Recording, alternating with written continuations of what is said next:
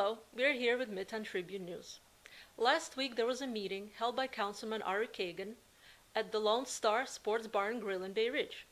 Ari Kagana and his supporters discussed how to resolve key issues in New York City, such as homelessness, providing safety in public schools, supporting NYPD, and other issues concerning the community. Local politicians and speakers, such as Rene Mitchell and Braian Fokes, joined Ari Kagana to address affordable housing, educational reforms, guidelines of jail bail policies, and more. And so many others, and certainly the councilman will mention everybody. We'd be here all night if we mentioned all the people. It's such a great turnout. But, you know, my name is Lee McCabe. I've run for city council before. I know this is a very hard thing to do. And I ran trying to represent this area. I love Bay Ridge. I was born and raised in this neighborhood. It means a lot to me. Now the district has changed, so we still have Bay Ridge, and we have some new neighborhoods in Coney Island, in Gravesend, and in Seagate. Let's give a shout out. All right, Coney Island, Bath Beach, Gravesend, Seagate. Woo! Take it back. So, what I'd like to say though is, you know, I have a long history of working in this community. I've worked for elected officials. I've been a community activist. I've done a lot of volunteer work. Sometimes very thankless. I do it because I love my community. You know, my community raised me. I won't get into it, but I had a hard time in life at some periods of my life. My family had a hard time. My community stepped in and helped me out when I needed it most. Helped my father out. Helped my mother out. And my way of paying back was getting involved in this community. I can tell you that for over 20 years, across the aisle and everywhere else, I've seen Ari Kagana. Ari Kagana has been there, again, doing some of the selfless work that goes into community organizing, that goes into representing the community. For 20 years, he's been there. He always hasn't been front and center as a politician. He's been behind the scenes. He's been doing the grassroots work. That's the kind of leader that we need. That's the kind of person that we need in office. And when you look around this room, you know, we announced this maybe 2 weeks ago, and we filled this place up. And everyone you talk to here says the same thing about Ari. And the other thing is, they've all known him for a long time because he's been doing community work for such a long time. He represents half of this district. The goal in this campaign is to make sure he represents the other half. You all here are doing a great service by coming and supporting that. We've got to get past the primary and then win a general election. I know we've got the right choice. Let's give him a round of applause. Ari Kagana, re-elect City Councilman Ari Kagana. Thank you so much, Leo. You definitely know how to fire up the crowd. Yes. So first of all, I would like to thank each one of you for coming. Some of you came a long way, some of you came a few blocks away. But this is like very warm place, very welcoming place, very hospitable place. So I'm very happy that Lone Star opened its doors for us, and I would like to thank each one of you for helping my campaign, for supporting me every day.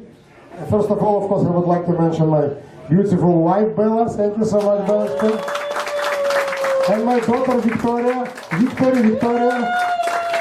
My son is supporting me 100%. He couldn't make it tonight, Yakov. But he is definitely with us, and he will come to Brooklyn many times, as many as we ask him to come. I would like to ask my amazing staff who is here. They're volunteering, they asked to come themselves. I did not ask anybody to come. They said, no, we wanted to be with you at the moment. Thank you, Janine. Thank you, Archer. Thank you, Angel. Thank you so much for all your help. I really appreciate it. Of course, thank you. Thank you. I also would like to say that Liam mentioned half of the district, second half of the district. Listen, when it was a redistricting, like I fought to keep district intact and compact. But right now, it's all, I would say, my children, you know, like it's my people, residents of South and Brooklyn. I serve everyone. The whole point of being councilman is not the glory, is not the title, is not the salary, is not like City Hall. Recently, Speaker of New York City Council decided to punish me for becoming Republican. She moved me from one office to another with no windows.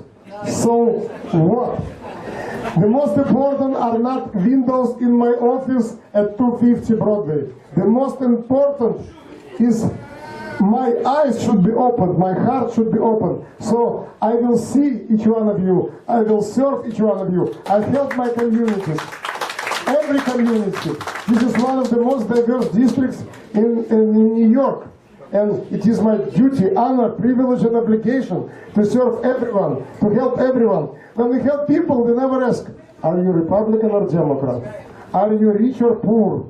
Are you Asian or Russian or Chinese or African American or Hispanic or Italian or Irish or Greek or Norwegian, etc. We never ask this question because the whole point is to help everybody. My favorite sentence, I would say, slogan, to bring people and communities together. Everybody. That's the whole point. We have so much hate, unfortunately, especially in the last several years, partially because of its lawlessness in New York City, because like anything goes, it's like no enforcement of anything. But again, I see my mission not just to take care of garbage, which is very, very, very important, don't get me wrong. Not just to take care of potholes, not just to fix the light on the street, as Janine can affirm, and not just to help person with individual housing issue, but also to bring people and communities together. I always say it. Like in City Hall, one day, one guy came to talk about legislation and started to spew hate toward Asian Americans. He came to talk about legislation and he started to spew hate right away. Nobody stopped him, nobody interrupted him for a minute. I learned about it about like 30 minutes later. I immediately went to social media blasting him. And when it was the time to vote for funding from City Council to this organization, Vocal New York, which is a joke of course, Vocal New York, they claimed that this guy is a community leader. So, not just I voted against money to this organization, taxpayers' money. I made a speech like I'm talking right now. I said, may I explain my vote? Give me 2 minutes. And I said that hate against one is a hate against everyone. Not just I'm against giving money to this organization. We all should condemn this organization. Because they said this is community leader. The guy was a rapist, by the way, who raped 12 years old girl. And he came to protest legislation because he wanted us not to check criminal background of prospective tenants. He came to protest us because we were against this legislation, and he was for it. So and he came and started to blast Asian Americans, which was insanity. Long story short, my opponent, Councilman Justin Brennan, was silent during the speech, after the speech, till today. He is not saying a single word about it. And he voted for this $100,000 allocation to this organization that brought this guy to City Hall in the first place. The favorite words from my Democratic colleagues in New York City Council very often, I for all, I for all, no questions asked, no questions asked. I'm a journalist by trade, I always ask questions. Why are we going to vote for it? Why we need to vote only about electricity rates in Puerto Rico, not about electricity rates in Brooklyn? Oh, you are racist. Why you do not love Puerto Rico? I love Puerto Rico. I love Puerto Ricans. And I love Mexico. And I love Ukraine. And I love all countries in the world. But I was elected by people in South and Brooklyn. And I believe that it's a problem that electricity rates in New York City are exorbitant. And nobody wants to talk about it. Because the medicine is a monopoly. So before I vote for a resolution talking about electricity rates anywhere else, first I wanted to talk about electricity rates right here at home in Brooklyn, because it's exorbitant rates. And I can go on and on and on. But before I go on, I would like to say that I'm working right now in half of the district. But I'm going door to door, business to business, person by person, in every part of the district, including in Bэй Ridж. And you can ask my campaign manager, Jenny Moore, you can ask Liam McCabe, you can ask Bryan Fokes, am I coming to Bэй Ridge? Very soon people in Bэй Ridge will say, oh, he is everywhere. Like my opponent saw me at one event and said, what are you doing here? I said, thank you very much. That's a compliment.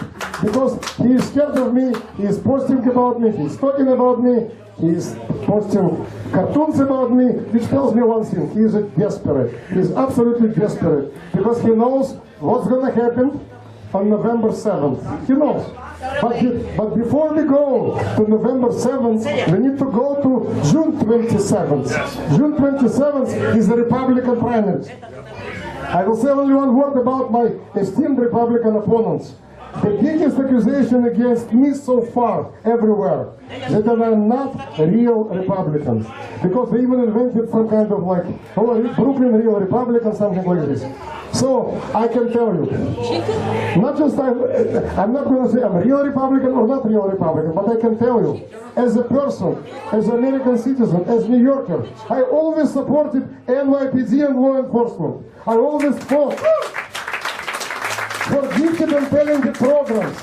I always fought for keeping SAT exam, entrance exams to specialized schools. I was at rally after rally saying you cannot play American dream in a lottery. So I've done it for many, many years. It's not just like I started today or yesterday. Last May, when I was a Democrat in the City Council, I received a thank you letter from PBA thanking me for my stance supporting the police, supporting the law enforcement. That was last May.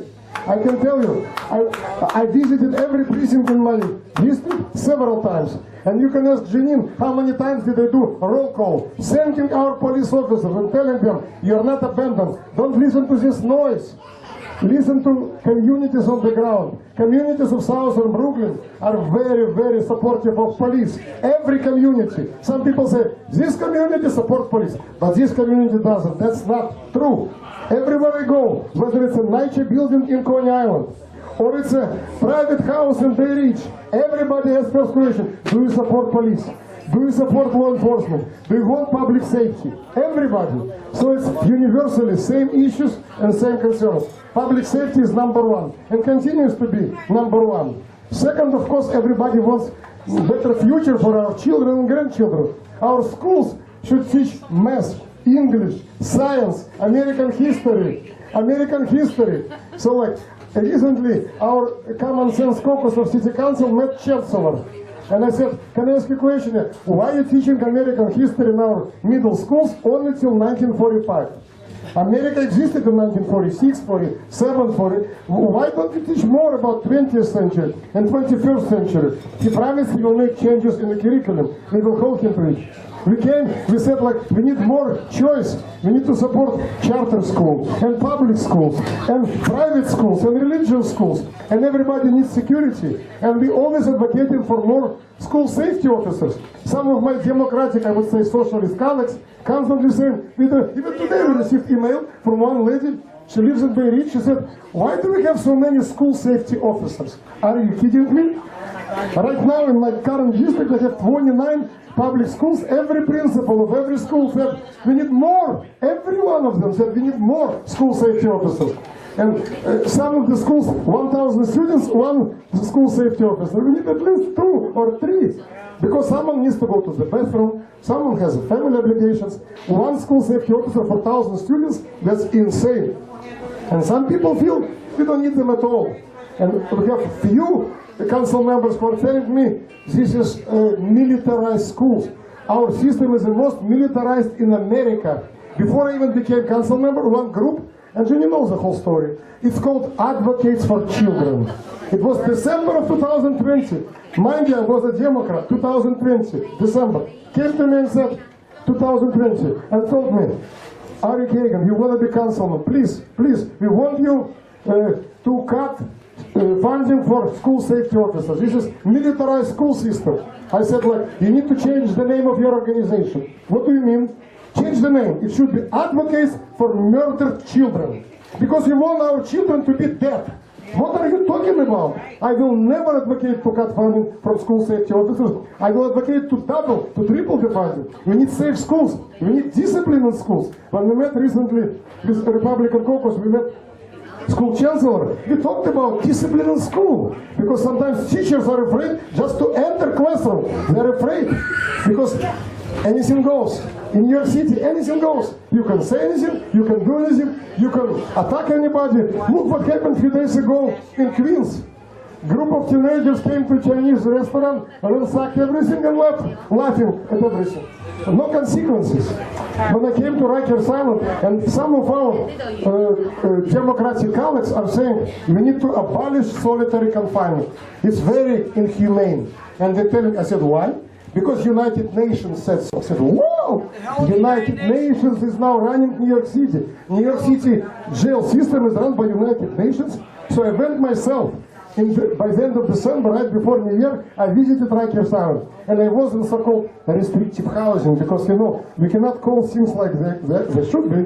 But like, okay, no more solitary confinement. It's called restrictive housing now. Okay. So I visited, and the guy there saying, I don't know why I'm here. I don't know, like I did nothing. If my constitutional rights are broken, and this lady who is in charge of this floor, she is wrong, she never explained to me why I'm here. I turned out and said, what's going on? And then she said, I'll tell you later, not in front of him. And then I learned that the guy was in a jail for 2 slashings. And then he came to jail and slashed 2 more people inside the jail, including nurse in a health clinic inside the jail. And we cannot separate this person from a general population? What are you talking about? And then they, no, we want a safety. Who wants safety? When I switched to Republican Party, I said, Democratic Party is doing everything possible to make all of us less safe, to make sure that everybody is attacked, everybody is robbed, everybody is, I'm sorry, raped, or even killed, because no consequences. And they want criminals to come to our houses. They fly no criminal background checks for prospective tenants. They want businesses being like robbed. Again, criminals are laughing. It's anything goes. Like, and I will never accept it as a reality. And that's one of the major reasons why I wanted to stay, I wanted to make a difference in New York City Council. Because my opponent is always silent on the most important issues of the day, like public safety, like quality of life, like cost of living, etc. Completely silent. And don't tell me that Republicans only for rich people. You know what happened today? Today, unions, major unions of New York City voted basically to punish municipal retirees. 250,000 people will have to pay 3 times more every month for their health care. And they're retirees. And guess who was for it in City Council and who was against it? Ready? All Republicans were fighting to protect municipal retirees. And all Democrats, I for all. I for all. Why? You saying you're for little guys. You saying you're for people who are not so wealthy. So why you're not protecting them? Why you're not helping them? They're retirees, municipal retirees, former retired people who are like firefighters, nurses, police officers, teachers, and now they have to pay 3 times more. And unions supposed to protect them, supposed to fight for their interests. No, that's why we have unions. They just voted today to do completely opposite, to take away good quality healthcare and to force everybody to pay more. And Republicans fighting for municipal retirees. Everybody on the Republican side will watch the press conferences, etc. So don't tell me who is for a little guy. I know, I see it every single day. Or restaurants, we're in a restaurant right now, correct? So just a few months ago, it was a vote in the City Council that gives $250 fine for every violation of the beautiful law, that if someone will put napkins or plastic knives or plastic forks into takeout order, $250 fine if customer specifically did not request this. Because we wanted to take care of environment. And they wanted to take care of environment so badly that they abolished, dissolved committee I was chair last year, Waterfronts and Resiliency Committee. And by the way, as the chair of this committee, I talked about New York City preparedness or lack of preparedness for storms and hurricanes. So who is the climate denier? Which party is the climate denier? The party that dissolved Waterfronts and Resiliency Committee, ignoring waterfront communities of Coney Island, of Brighton Beach, of Manhattan Beach, of Harvard Beach, of Staten Island. Or party that like stood for these communities. It's clear to me which party is standing for communities. It's not even a question. And what I also noticed, going door to door in Bэй Ridge, going door to door in West Beach, going door to door in Coney Island, in Seagate, in Warbles houses. People are not stupid. And that's why every year more and more people in South Brooklyn voting for Republican candidates for every position possible, for city council, for assembly, for state senate, for governor. In New York State, 4-1 advantage for Democrats, 4-1. And Lee Zeldin last year got 47%. He almost won the election. My point is like, don't believe everybody like New York Times or something like this. No. Even Democrats are fed up. Everybody wants to vote for Republican because they know only one party in New York City and New York State, defending rule of law, good quality education, quality of life, fighting to lower cost of living. Like, I recently saw a post of my Democratic opponent. He was joking about $8 for a dozen of eggs. He wrote, "Go vegan." It's an absurd reaction, completely absurd. Instead of advising people to go vegan because very expensive food, how about like lowering property taxes? How about lowering taxes on every single business? How about not inventing another fine and another regulation on everybody? It's absurd.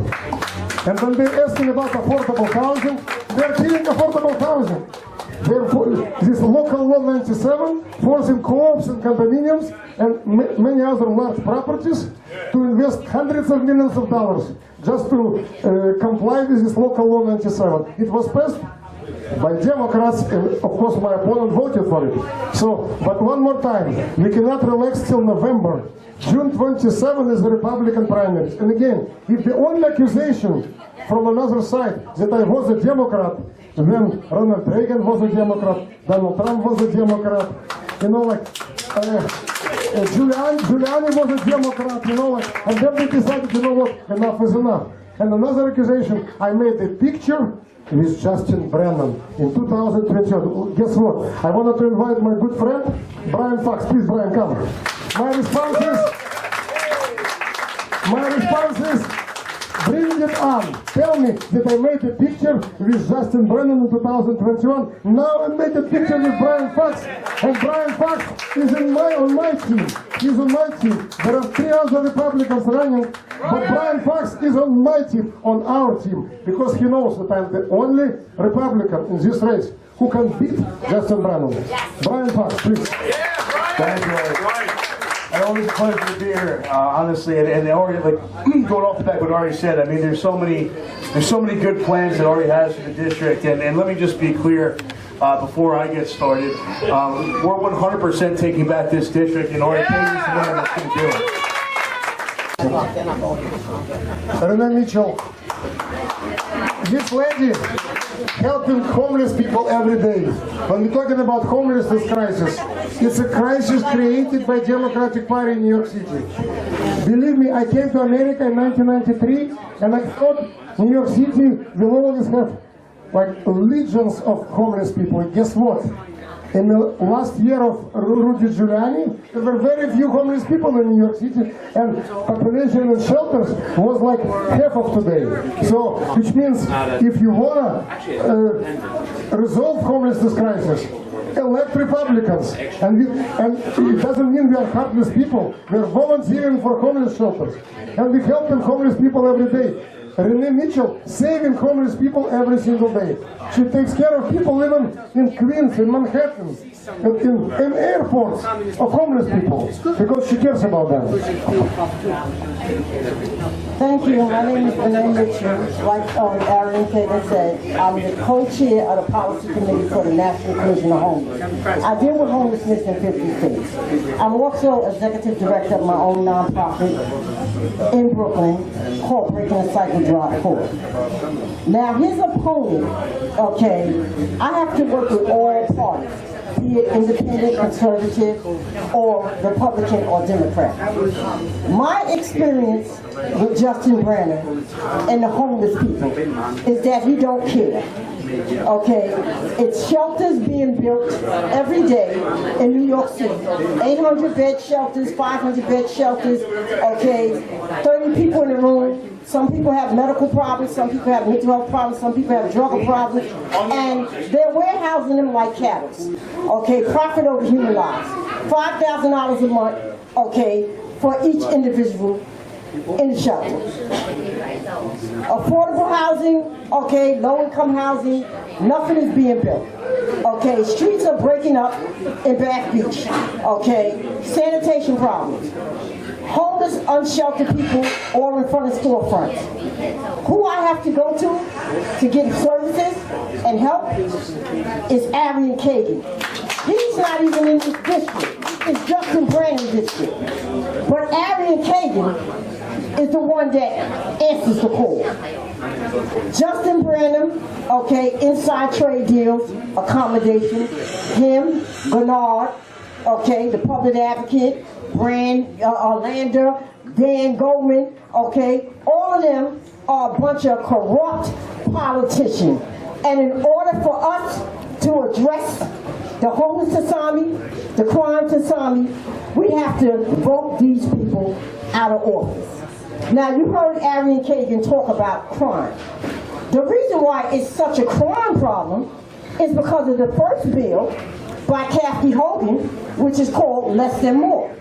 Less Than More was the first bill she signed into law, where 191 people was released from the jail, 28 people back in the jail, and this bill, you can rob, steal, rape a person or whatever, and be out of jail the next day.